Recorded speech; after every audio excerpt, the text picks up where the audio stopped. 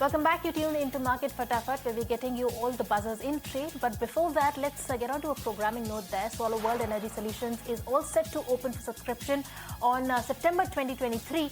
The company has planned capex worth 420 crores from the funds raised. We caught up with the management, Karthik Teltia, who's the MD, Solar World Energy Solutions, and Rishabh Jain, whole-time director, Solar World Energy Solutions, to understand their growth plans. Let's listen in. The primary raise is 440 crores, out of which 420 crores is going to get into pure cell manufacturing, setting up a cell line of 1.2 gigawatt. So the idea, the basic concept is to complete the value chain. As highlighted, we are primarily an EPC company, backward integrated into module, and the cell line will further add to the completing the entire value chain. And this will give us a better command over the the bidding process, as we are bidding for large ground-mounted projects. So in the times to come, we believe that in order to beat the competition, as well as completing the entire ecosystem perspective, and also in line with the government regulations, we believe that setting up this cell manufacturing will add on to the bottom line as well. Look at this entire competitive landscape, because you are a EPC, you're back doing a backward integration into cells now. By when do you expect this cell manufacturing plant or unit to be ready and go commercial?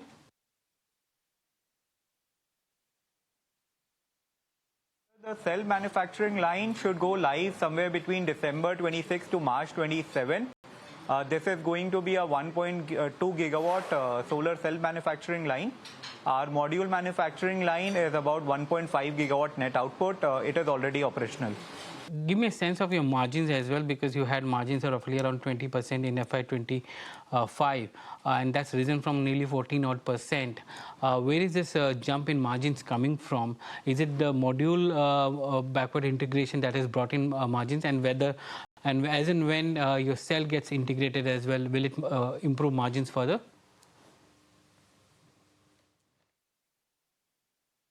Sir, as on March 2025, we were a pure EPC company. So the entire revenue and margin is coming from the EPC business. There is no module margins that have got added. The reason why you are seeing a significant jump in our PAT margins vis-a-vis 2024 is based on various factors, one of them being the type of projects we have taken up. So let's say if you do projects in Northeast, or you do projects which are very, very difficult to execute, and you execute them well, then your margins tend to be higher. And in the last year, our project profile vis-a-vis the year before that was different, and that has added to our margins. Going forward, sir, module and cell, because we are backward integrating and most of this capacity we will be utilized in-house, any margin that we were paying to module manufacturers and cell manufacturers right now for our EPC projects will definitely get added to our margins in the existing business. So we will definitely see a jump in our margins. What is the kind of margins that you were looking at or you're paying to your module manufacturers currently, or the cell manufacturers? I'm just trying to figure out the quantum jump in margins that could come in because of the vertical or backward integration of the entire process.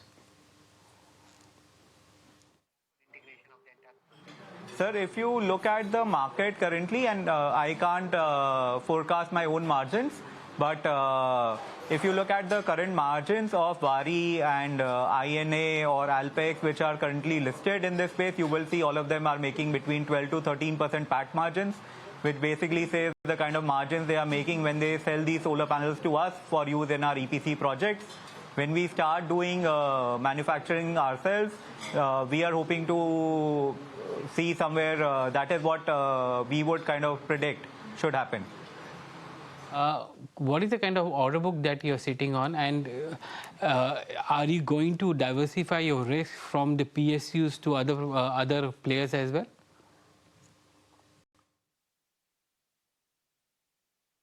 Sir, as on the date of RHP, our order book was close to about 2,500 crores. 1,900 crores is EPC business, and around 600 crores is my best projects. We are definitely diversifying into more geographies. We are diversifying into bigger projects. We are diversifying into newer customers. So we will also add private customers to our mix going forward, and that is one of the growth strategies for the company. You also have two models, right? One is a capex model. The other one is the renewable energy services model which you provide. How is this model bring in revenues for you? Okay, if you can give us some clarity on this. Sir, the CAPEX model is where we are only doing the EPC, which is the design, installation, construction and maintenance of the projects. RESCO projects are projects in which we set up the whole project and sell electricity to the customers. We have done some RESCO projects in the past, but at present I would say it is a very negligible part of our overall business. We are predominantly an EPC company.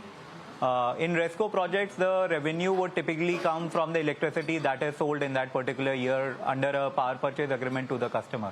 Rishabh, if you can come in here and give us a sense of the kind of balance sheet strength with respect to how much of borrowings is there in the balance sheet, and what is when you're setting up this capex plan both for modules, cells, and then lithium-ion packs, what is the kind of total capex that you're going to incur over a period of next 1 or 2 years?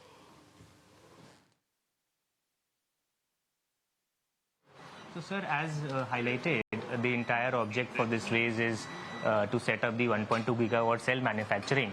And as Karthik highlighted that we would not want to stress on the existing business, which is a pure play EPC.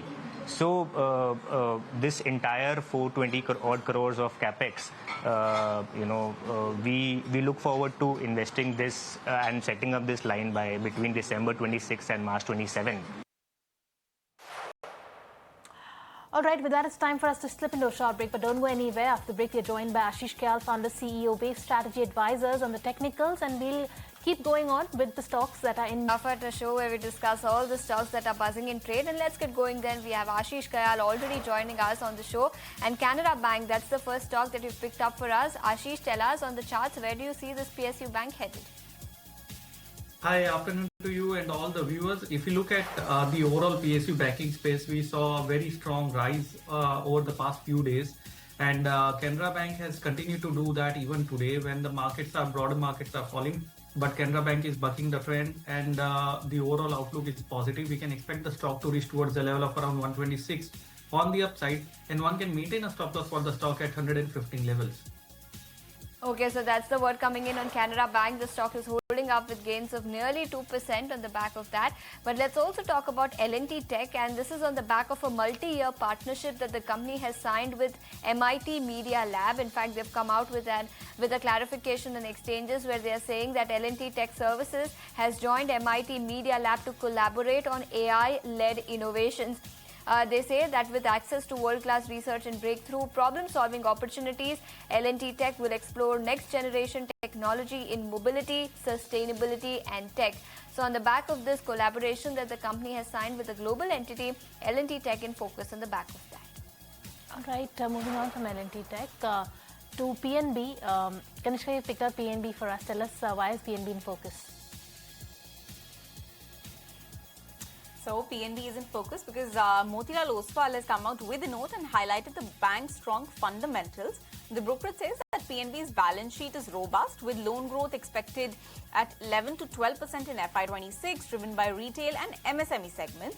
Apart from that, PNB is also keeping a cautious stance on corporate lending while boosting high-yielding loans, which could reach nearly 59% of the total loans. Now, margins are expected to bottom in Q2 of FY26 with recovery visible from the third quarter and further improvement in Q4. That's the word coming from the brokerage. Credit costs remain among the lowest in the system, and the bank aims for a return on assets of 1.1 to 1.25% by FY27. That's the reason why the stock is in focus. Now, Motilal Oswal has maintained a buy call on the stock with a target price of 130 rupees. On the back of this very positive note, the stock is trading more than 1.5% higher.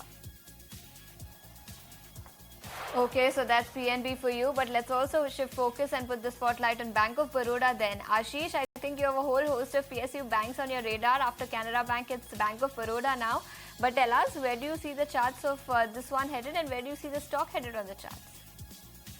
Yes, indeed. If you rather look at the Bank Nifty index also, and over the past few weeks, Bank Nifty was actually underperforming, and just it's 2 or 3 days of time when we have started seeing strong outperformance coming from Bank Nifty stocks. So I think there is a lot of catch up to be done, where Nifty has continued to be stable, but Bank Nifty is still trying to catch up on the upside. And as far as Bank of Baroda is concerned, the stock was consolidating since May onwards in a triangle pattern, and that's a long enough consolidation of which the breakout is given on the upside.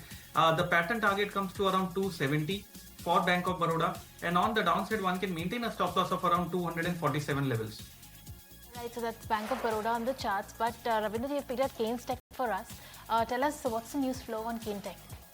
Well, yes, Keynes Technology is in focus where Mr. Rajesh Sharma, who is the Chief Executive Officer and the key management personnel, has tendered his resignation from the post of the CEO and for company to pursue opportunity outside the organization, and his resignation will be effective with effect from 31st October 2025.